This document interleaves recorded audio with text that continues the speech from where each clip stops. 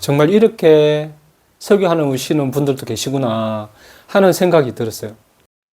러닝플러스 교육연구소는 세상 어디엔가 학교가 필요한 곳에 학교 건립을 꿈꿉니다. 함께 꿈을 실현해 가실 분들은 연락을 주시고 여러분들의 구독과 좋아요는 큰 힘이 됩니다. 감사합니다. 자, 여러분 반갑습니다.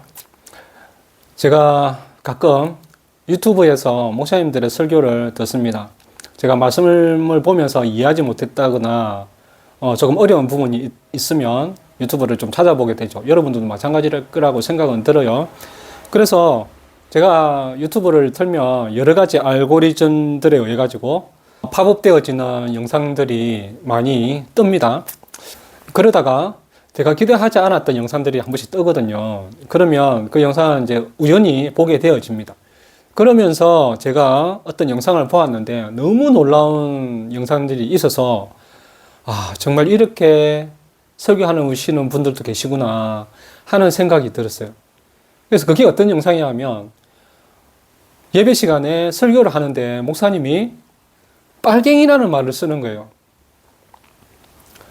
그 말에 내가 처음 너무 놀랬고, 그거보다 더 놀란 것은 그렇게 하는데 성도님들이 아멘이라고 화답을 하는 거예요.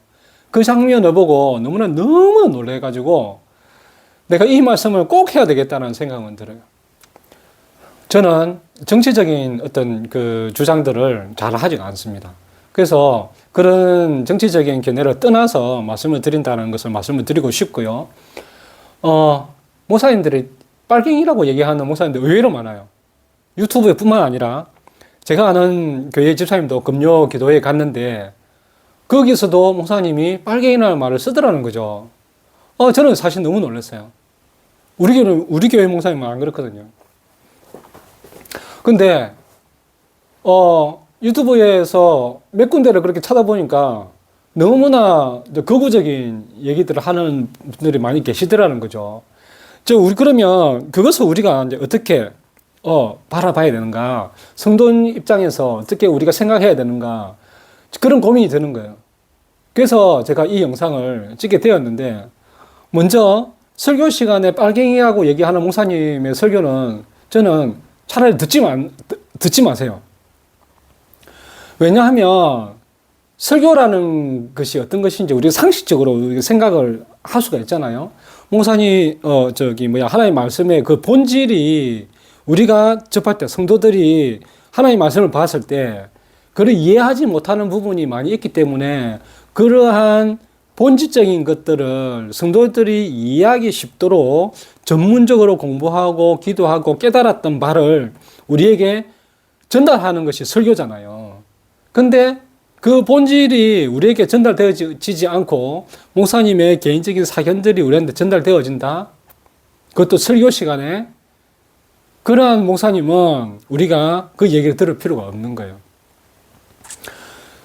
그렇게 설교 시간에 얘기를 했다면 그 이전에도 그런 일이 많았을 거예요, 아마. 그 정치적인 문제 말고 개인적인 어떤 가치관에 의해서 자신의 주장을 하는 목사님들이 있었다는 것이겠죠. 그보다 더 제가 가슴 아팠던 것이 성도들이 그러한 설교에도 불구하고 여과 없이 그것을 아멘으로 화답하는 장면이었다고 말씀드렸잖아요. 우리가 지금 크리스찬들이 그렇게 생각을 하고 있다는 겁니다. 우리가 설교 시간에 목사님이 얘기하는 것은 전부 다 그냥 그대로 받아들이는 거예요. 이게 우리 성도들이 지금까지 교육을 받았던 겁니다. 하나님의 말씀이 선포될 때 그 말씀에 우리가 깨달아져서 우리가 사회에서 빛과 소금으로 살아가는 그런 삶이 크리스찬의 삶이잖아요. 근데 하나님의 말씀이 본질이 되어서 우리에게 다가오지 못하는 그런 상황이면 우리는 스스로 깨달아야 돼요. 스스로. 제가 너무나 안타까워서 말씀을 드리는 겁니다. 제가 말씀드리고 싶은 것은 목사님들, 한국교회 목사님들 대부분은 정말 제대로 제가 말씀드린 게 제대로라고 말씀드리긴 좀 그렇지만 정말 은혜로운 설교를 하시는 분이 대부분이세요. 근데 그렇지 않는 목사님들이 그런 극우적이고 극좌적인 어떤 그 얘기를 한다라고 하면 설교 시간에 그 목사님들은 자격이 없는 거라고 생각이 듭니다. 그리고 그 목사님들의 설교는 안 들으시는 게 더 좋을 거라고 생각이 들어요. 듣지 마시고 차라리 다른 교회로 옮기시는 게 더 나아요. 그리고 우리 성도님들이 저도 마찬가지거든요. 설교 시간에 들을 때 여과 없이 듣지는 않습니다. 물론 많은 성도님들이 그렇게 생각하실 거예요. 설교 시간에 내가 깨달은 바가 있다라는 것은 하나님의 말씀에 내가 계속해서 그 시간에 예배 시간에 계속 생각한다라는 거거든요. 만약에 깨달아지는 바가 없습니까? 그러면 여러분들이 설교할 시간에 내가 하나님의 말씀에 대한 그런 생각이 그걸 하지 않는다는 거예요. 그냥 있는 그대로 듣고 한 귀로 흘려버리는 그런 시간을 가진다는 겁니다. 우리 그런 시면 안 돼요. 성도님들은 달라야 돼요. 우리가 세상 사람들과 달라야 되는 것도 있지만 우리가 같은 교회 다니면서 정말 의미 있는 신앙생활을 하기 위해서는 우리가 달라야 합니다. 생각이 달라야 돼요. 그래서 설교 시간에 우리가 목사님이 얘기하는 게 옳다 그렇다 이렇게 판단하는 것이 아니라 정말 우리가 그 목사님의 설교에서 하나님의 말씀의 어떤 본질이 우리에게 다가오는가, 그러한 말씀을 얘기를 하고 있는가 그렇지 않는가라는 것에 대해서는 우리가 판단을 하셔야 돼요. 저는 만약에 목사님이 그런 우리 교회에서 그런 목사님이 설교를 하신다 그러면 설교 끝나고 그 얘기를 할 겁니다. 왜? 하나님의 정의가 있기 때문이죠. 우리가 지금까지 교회에서 교육받았던 게 바로 그거잖아요. 하나님의 정의를 사회에서 실천해 나가는 것이 크리스찬이라고 우리가 배워왔어요.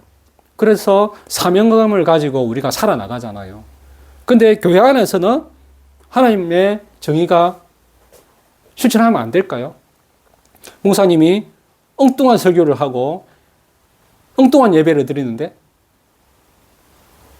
당연히 얘기해야 되죠. 네. 그것이 하나님의 정의니까. 예배가 무너지지 않도록 하기 위해서 얘기하셔야 돼요. 네. 얘기하는데 이렇게 과하게 얘기를 하는 것이 아니라 정당하게 얘기를 하셔야 됩니다. 충분히 우리는 그런 자격이 있거든요. 왜? 교회는 예수님이 몸이고요. 예수님이 머리고요. 우리는 각각의 지체거든요. 그렇죠? 누가 크고 작고가 없는 거예요. 그렇기 때문에 우리는 얘기할 수가 있습니다.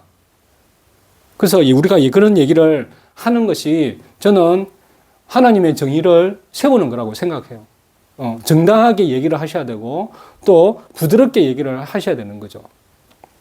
그러면서 결과적으로 서로 선을 도모하는 목사님과 성도 간에 교회 전체가 선을 도모하게 되는 거잖아요.